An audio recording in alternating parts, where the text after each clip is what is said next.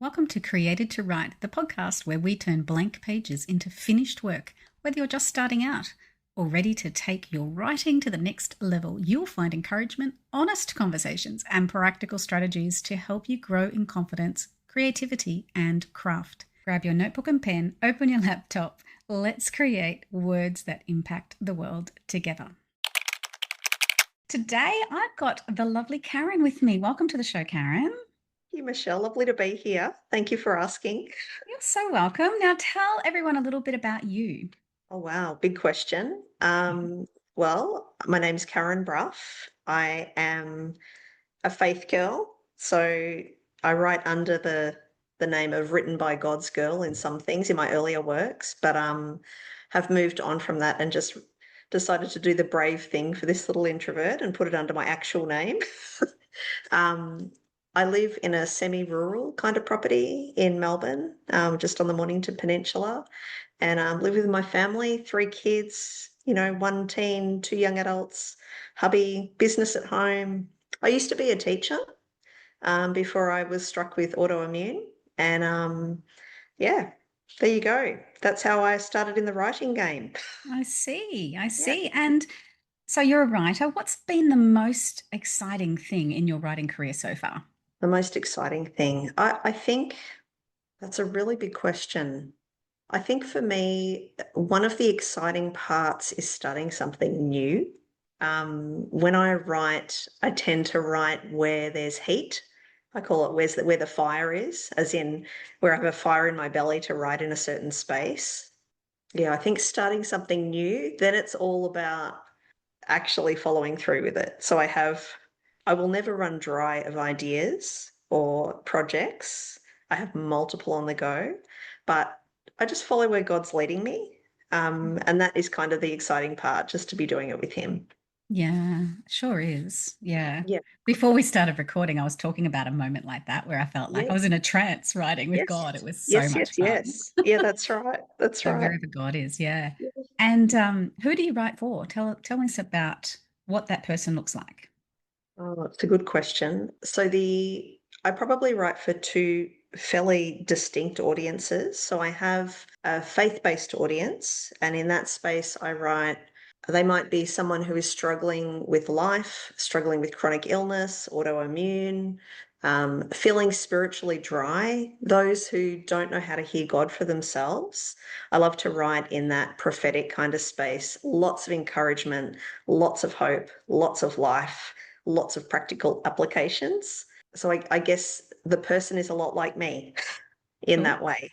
Mm. And then I put my teacher hat kind of on, my mum hat, and I write in the picture book, children's picture book space. And that is more for the secular audience, I have to Hmm. say. I do have plans for faith-based content there, but mine is largely about helping and equipping those people who are in life's challenging seasons. Although I am writing some joyous books now as well, because I don't want to be writing about grief the whole time. Yeah, for sure. Yeah, Mm. but that is probably my more well-known kind of space, is the grief space. So you're writing from past experience and able to then lead people through it. 100%. I hope so. I hope so. Yeah, I believe so. absolutely. That's why God allows us to go through things. Mm. One of the reasons, One of the correct. reasons, Yeah. yes. And tell us about your writing process. What does it look like? Yeah. I'm a pantser all the way. Really? I thought being a teacher, you'd be a plotter.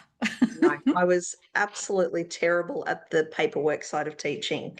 But yeah, I remember one of my best lessons ever was when a student brought in a chrysalis, and I just changed everything up for that day. It's like we did maths on this thing because every student was engaged, and I'm like, let's grab this gold and just run with it. So we had maths lessons on it and English and science and a treasure hunt at the end. And it was just pantsers. Yeah, that is the way I write. I write where the passion is. And it's what keeps it fun for me and fresh. Very cool. Yeah. And how has faith shaped your writing? That's a hard question in that I don't separate the two. For me, you know, God is in me. Everything that I write, I feel comes from Him. Mhm. Um, it may not be all Him speaking, but it is our work together. And so it's a largely together work. Mm. And that I will say the times where I have done it without Him, like I've been aware of just writing and pushing through that striving space, it's landed flat. Yeah. It's not as good.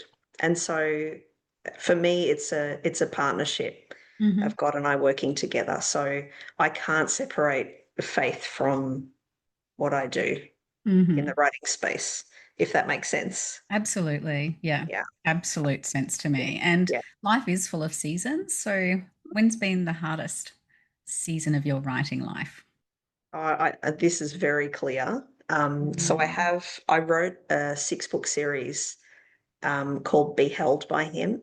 And originally it started off, it was like a telephone Mm. book manuscript, of testimonies and, playlists and activations, all different things.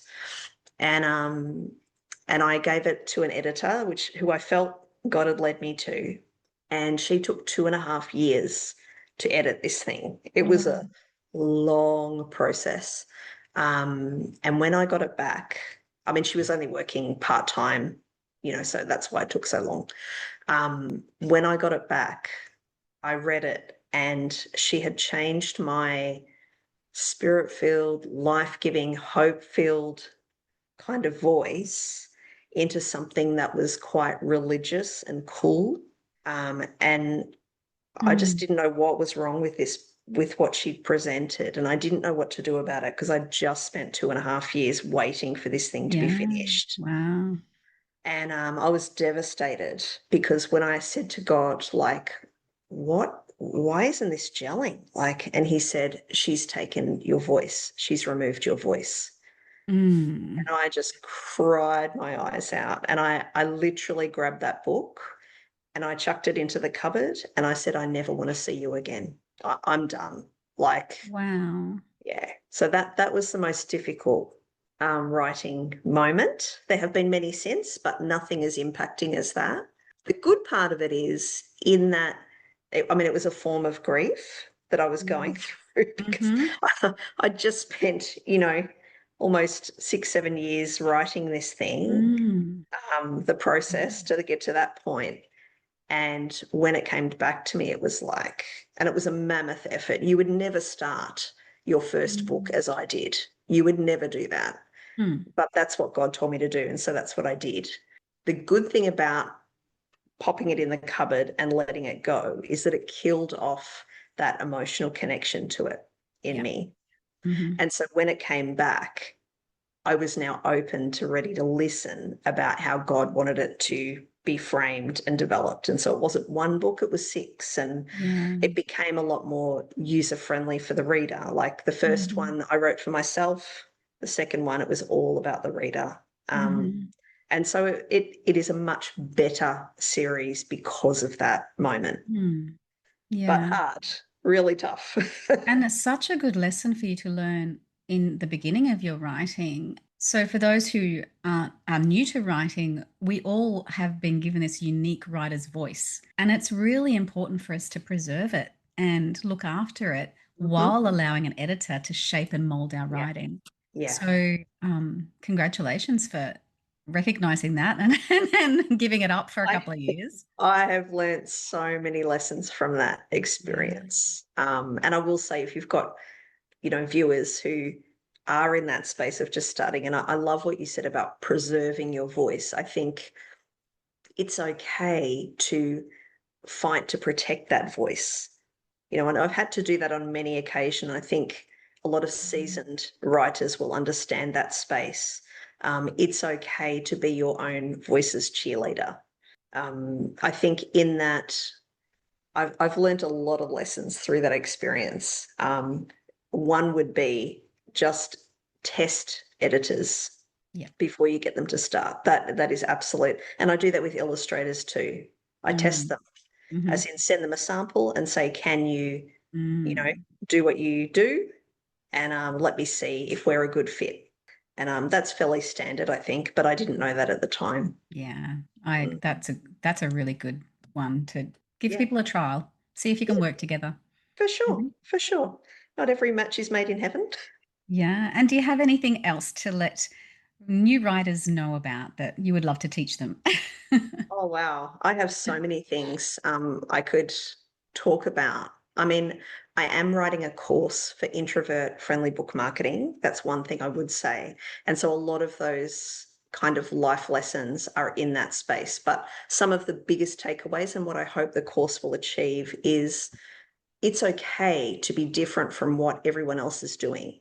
Do you know what Mm. I mean? Like, Mm. as in your brand and flavor of writing, your brand and flavor of marketing, your brand and flavor of your process. It doesn't have to be what everyone else is doing and what everyone else is telling you to do. Because I believe that God has, made us as unique as, the stars in the sky. Like, we're all very different from one another. So why would one system suit everyone? It's just not reality. So I would say to those to readers, viewers, um, be yourself. Like, find out what your strengths are and do everything to those strengths. Play to your strengths rather than, having to work at and strive at those things that just drain you, take life, and steal from your writing time. Love that. Thank you for Mm. sharing. Thanks for being on the show today, Karen. I've thoroughly enjoyed having you here. Thank you. It's been a joy to be here. Lovely to chat. Absolutely. And thank you everyone for hanging around. Please hit that like and subscribe button. Go visit Karen online. I'm going to drop her links below. Thanks for hanging around till the end. If you've enjoyed today's episode, I'd love for you to leave a review and share the podcast with a friend. And while you're at it, jump into your favorite bookseller site and leave a review of a book you've loved reading. Until next time, keep reading, keep writing, and always remember you were created to create, and perhaps you were created to write.